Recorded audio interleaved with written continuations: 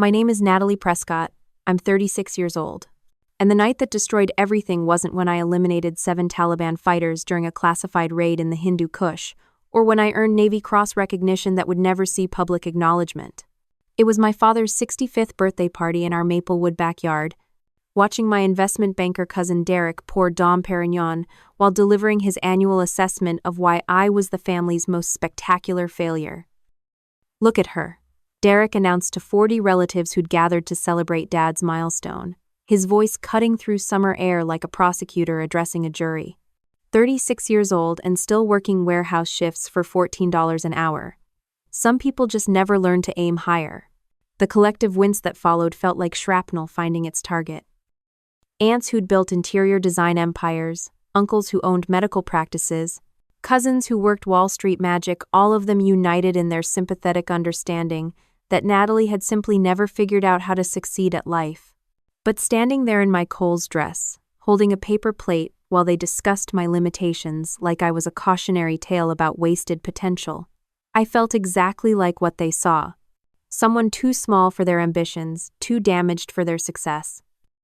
The backyard looked like a suburban dream sequence, string lights, draped between oak trees, white tablecloths weighted down with catered food that cost more than I made in a week, and 40 members of the Prescott family celebrating Dad's 65th birthday with the kind of enthusiasm that came from having something worth celebrating.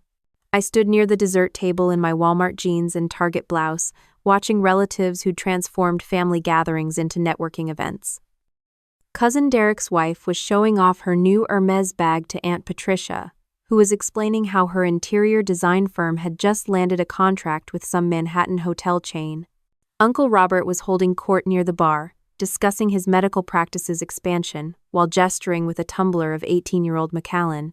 This was success the Prescott family understood: measurable, impressive, suitable for holiday newsletters and social media updates. Natalie, Aunt Susan approached with that particular smile, reserved for family members who required careful handling. "How's the warehouse job treating you?" The warehouse job? Like it was a phase I was going through, rather than the only employment I'd been able to secure after 12 years of military service that couldn't be discussed with civilian employers who lacked security clearances. "It's fine," I said, watching her process my response with the kind of polite disappointment that said she'd been hoping for news about career advancement or at least community college enrollment. "Well," she continued, her voice brightening with false optimism, "I'm sure something better will come along. You just have to keep putting yourself out there. Keep putting yourself out there."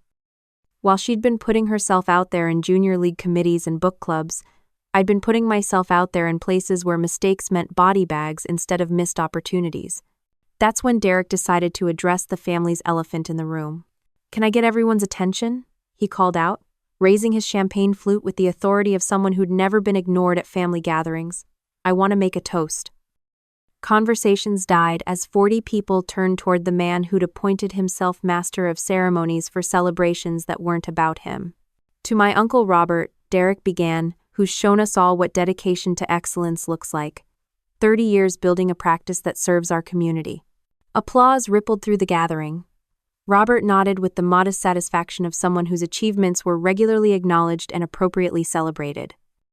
"To Aunt Patricia," Derek continued, "whose design firm just won that award. What was it? Interior Designer of the Year for the tri-state area."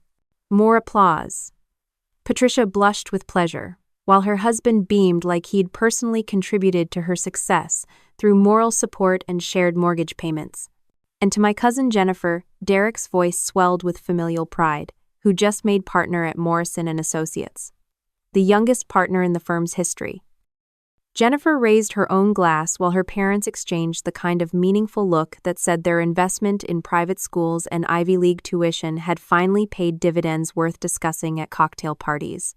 Then Derek's gaze found me, standing near the dessert table with a paper plate and the kind of invisibility that came from having nothing worth toasting. And to Natalie, his voice shifted, taking on that tone of gentle disappointment that families use when discussing members who'd failed to meet expectations, who's still figuring things out. Still figuring things out. The phrase landed in that backyard like incoming artillery, finding its target with precision that came from months of careful aim. 36 and still working warehouse shifts, Derek pressed on, probably thinking he was being supportive rather than devastating. But hey, not everyone can be ambitious, right? Someone has to do the manual labor. The laughter that followed wasn't cruel, it was worse.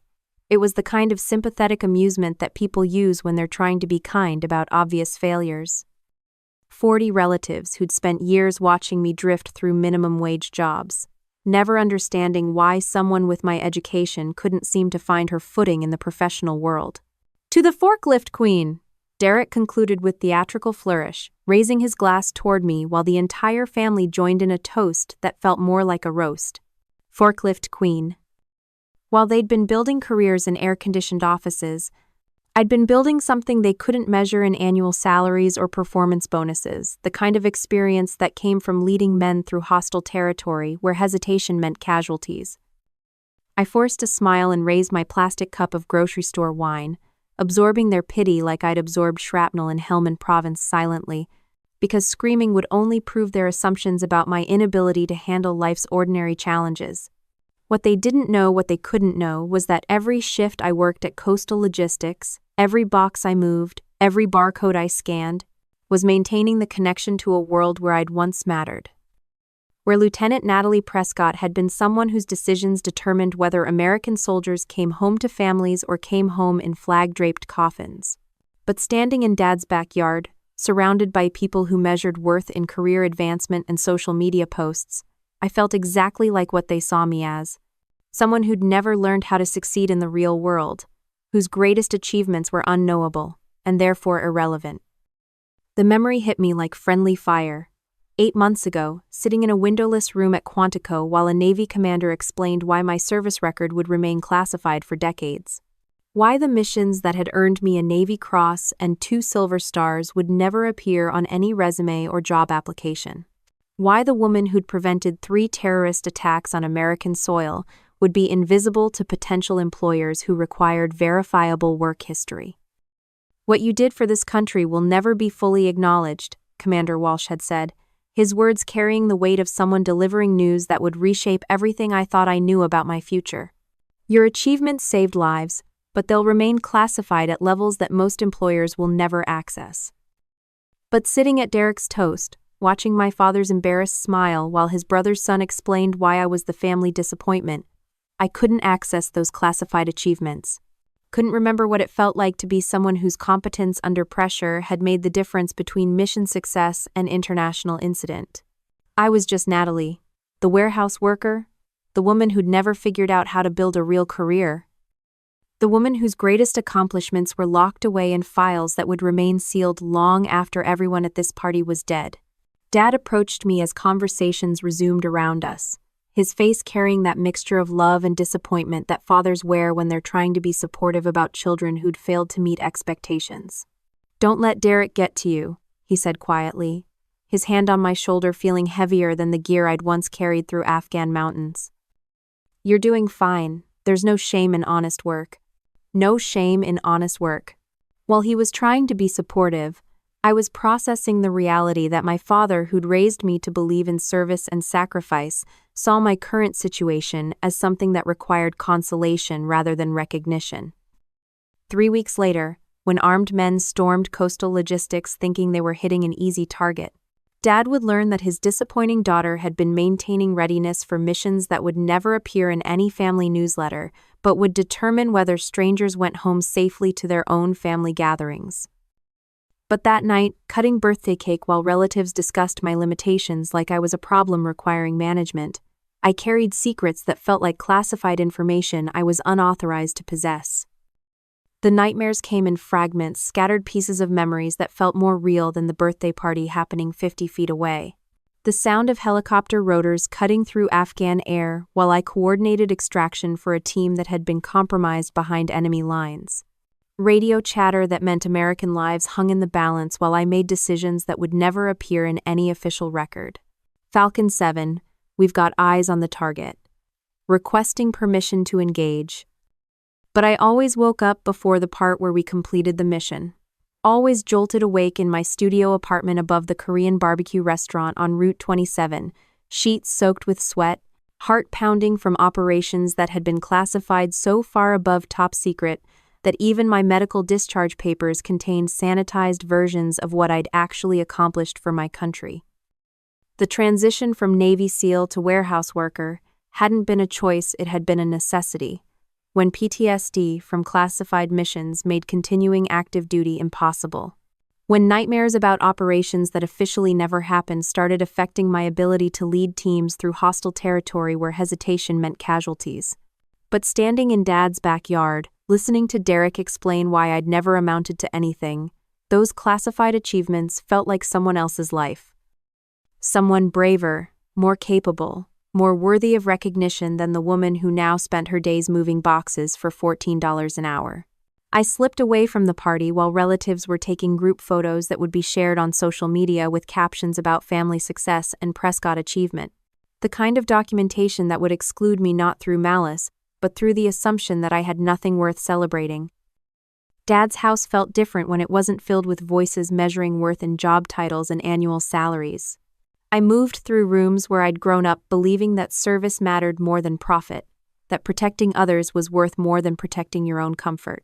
In the hallway closet, behind winter coats that smelled like mothballs and disappointment, I found the shoebox I'd hidden 3 years ago when I'd first moved back home. The cardboard was water-stained from a roof leak that Dad had never gotten around to fixing, but the contents were preserved like evidence from a crime I'd committed against suburban expectations. My dog tags felt heavier than I remembered. The metal was warm from being pressed against my chest, carrying weight that had nothing to do with the physical properties of steel and everything to do with missions that had required me to make choices most people would never face. The photograph was creased from handling my SEAL team after completing Operation Neptune's Hammer, a mission that had prevented what intelligence estimated would have been the largest terrorist attack on American infrastructure since 9/11. 8 men and women, whose faces had been digitally obscured for operational security, standing in front of a Black Hawk that had carried us through hostile airspace while news networks back home had been discussing celebrity divorces and sports scores. I was in the center of the photo, Lieutenant Natalie Prescott, face streaked with desert camouflage, holding an M4 carbine that had become as familiar as any tool I'd used for civilian employment. Behind us, smoke rose from a compound that would never be mentioned in any newspaper but would be remembered in Pentagon briefings for decades. The memory hit me like friendly fire. 18 months ago, sitting in a classified debrief while Admiral Richardson explained why my next mission would require accepting a medical discharge that would end my military career. Why preventing the Mumbai-style attack on American shopping centers would mean sacrificing the identity I'd spent 12 years building. Lieutenant Prescott, he'd said, using rank that would disappear with my discharge papers, what we're asking you to do will save thousands of American lives. But it will also mean you can never discuss your real achievements with civilian employers, family members, or anyone without appropriate clearances. I'd accepted those terms.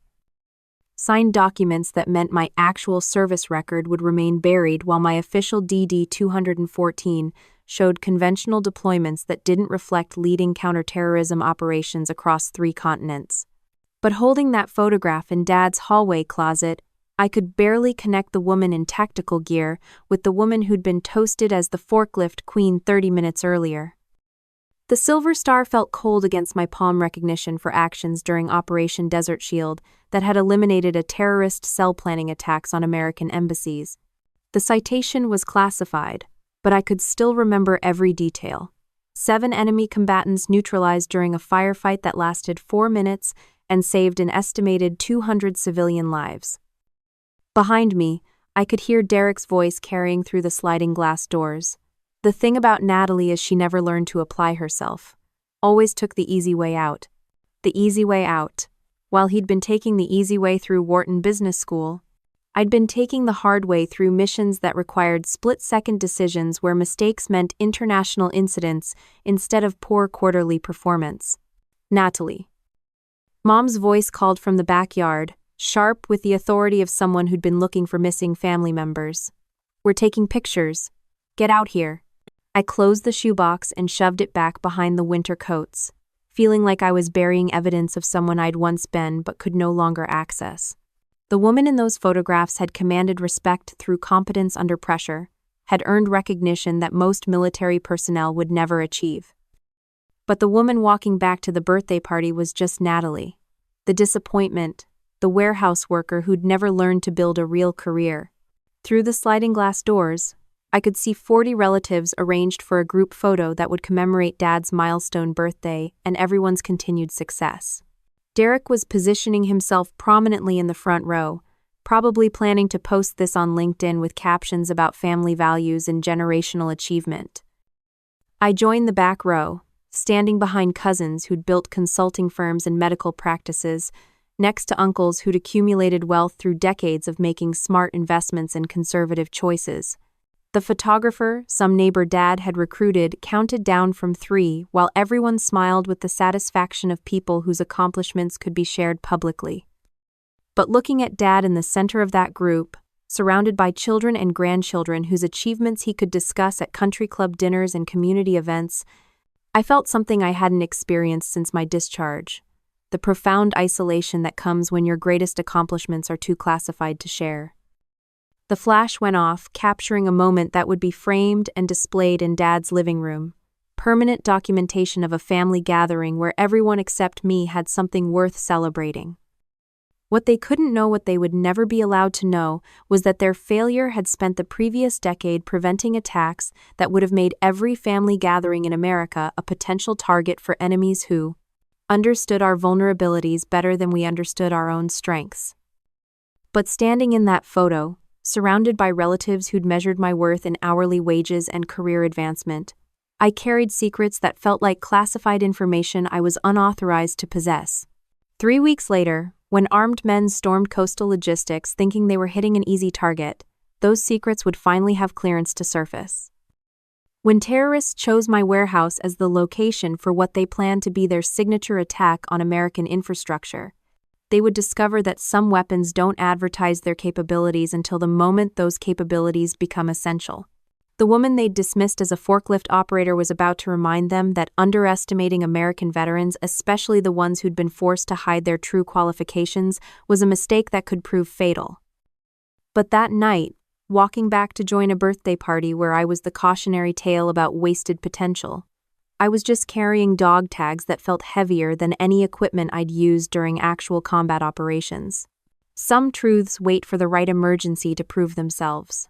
Some recognition comes only when it arrives in time to save the lives of people who never knew they needed saving. And sometimes, the most dangerous person in the room is the one everyone assumes is harmless.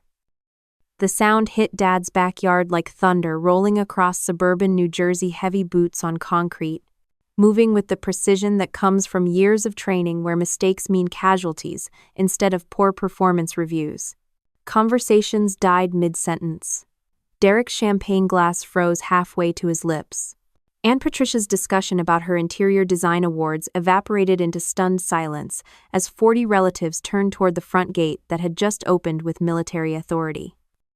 They came in formation, 12 Navy SEALs in dress blue uniforms, moving with synchronization that made Derek's corporate team-building exercises look like amateur theater. Combat ribbons caught the string lights while polished boots struck concrete in rhythm that spoke of missions completed and brothers brought home. The lead petty officer, Master Chief Rodriguez, whose face I recognized from classified operations, I couldn't discuss with anyone lacking appropriate clearances, called the formation to halt with voice that carried clearly across Dad's birthday celebration. Unit, halt. 12 men stopped as one, their bearing transforming Dad's suburban backyard into something that felt more like a Pentagon ceremony than a family gathering. Behind me, I could hear Cousin Jennifer's wine glass slip from nerveless fingers, shattering against brick patio with sound like incoming artillery. Master Chief Rodriguez stepped forward, his ribbons telling stories of deployments to places that didn't exist on civilian maps. Operations that prevented disasters most Americans would never know had been threatened. Mr. Prescott, his voice carried clearly through air that had gone electric with tension, on behalf of Naval Special Warfare Command. We'd like to wish you a very happy 65th birthday, sir. Dad's mouth opened like he was trying to speak underwater. Around him, relatives who'd spent 40 minutes discussing my failures were processing the reality that military personnel with security clearances were addressing our family gathering with formal respect. That's when Rodriguez turned toward me, his salute crisp enough to cut glass. "Commander Prescott," he announced, using rank that existed in classified files but had never been spoken aloud at any family function, "requesting permission to present respects from your former team members who couldn't be here tonight." Commander. The word hit that backyard like ordnance designed to destroy every assumption they'd made about the woman they'd been pitying for the past hour. I stood slowly, feeling muscle memory that came from ceremonies where recognition had been classified but real, where achievements had been acknowledged by people who understood what service actually cost. "Permission granted, Master Chief," I replied, my voice carrying authority that Derek's corporate leadership training had never approached. The formation executed a facing movement that would have impressed drill instructors at Annapolis 12 combat veterans, pivoting with precision to render honors to someone they'd followed through hostile territory where hesitation meant body bags instead of performance improvement plans. The silence that followed was absolute. 40 civilians who'd measured my worth in hourly wages were witnessing military personnel whose presence meant their warehouse worker had achieved something that transcended their understanding of success. Dad moved toward me like someone walking through a dream that contradicted everything he'd believed about reality. His hands shook as they reached for mine, tears streaming down his face while he processed the magnitude of what he'd just witnessed. "Natalie." His voice cracked on my name. "My God, what have I done? All these years. I never knew. I never understood." He wasn't speaking to the warehouse worker anymore. He was speaking to someone the United States Navy had trusted with responsibilities that kept his suburban birthday party possible. "Commander," he whispered, the rank sounding foreign in his mouth. "I'm so sorry. I'm so proud. I never knew you were."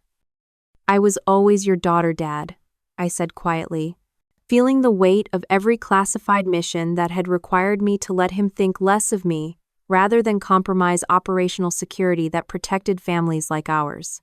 Around us, relatives who'd spent years explaining my failures to each other were confronting evidence that their disappointment had been someone whose achievements were classified at levels they'd never access. Master Chief Rodriguez approached with something I recognized, a shadow box containing medals that had been awarded in ceremonies they weren't cleared to attend, for operations they'd never be authorized to know about. "Ma'am," he said, his voice carrying respect that Derek's corporate networking had never earned, "your team wanted you to have this. Your Navy Cross, your Silver Stars, your Bronze Star with V device. The recognition you've earned but couldn't display. Navy Cross. Silver Stars." Derek's face had gone white as paper while he processed decorations that made his MBA seem like participation trophy. The applause started with the SEAL's sharp, immediate, the kind of recognition that comes from serving beside someone whose decisions determined whether missions succeeded or became casualty statistics. Then it spread to my family, hesitant at first, then building until 40 people were standing in recognition of achievements they'd never imagined. "Ladies and gentlemen," Master Chief Rodriguez announced to a backyard that had been transformed from family gathering into military ceremony, "Commander Natalie Prescott, Navy Cross recipient, veteran of classified operations across 3 continents, leader of missions that prevented terrorist attacks on American soil."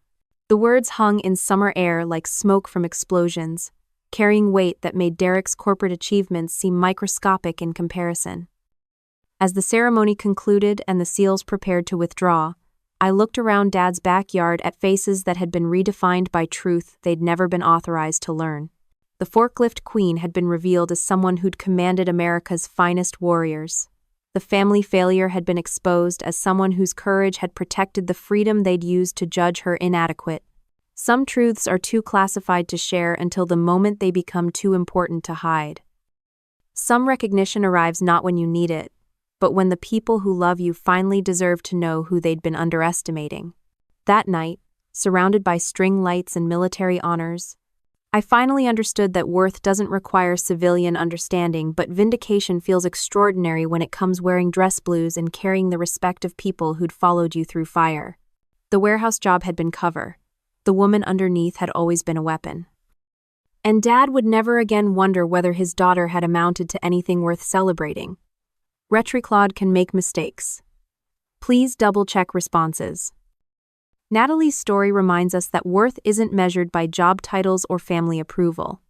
That some of the most extraordinary people work ordinary jobs while carrying extraordinary histories.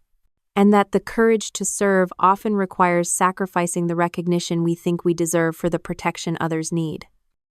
If this story moved you, if you've ever been underestimated based on your current job, or if you've realized you might be making assumptions about people's worth based on what they do for work, share this video. Let it reach someone who needs to know their hidden service matters, even when their present circumstances don't reflect their past achievements. Subscribe for more stories of unrecognized heroes, the veterans rebuilding their lives in civilian careers, the service members whose greatest achievements remain classified, the people whose quiet strength protects us in ways we never notice until crisis reveals their true capabilities. Because the most important question isn't what job someone has today. It's whether you're wise enough to recognize that extraordinary people often work ordinary jobs while carrying stories that would humble anyone who bothered to listen. Share this story with someone who's ever been judged by their current circumstances, who's transitioning from military to civilian life, or who deserves recognition for chapters of service others will never understand. I was never just working a warehouse. I was leading warriors, guarding lives, carrying secrets carved in silence.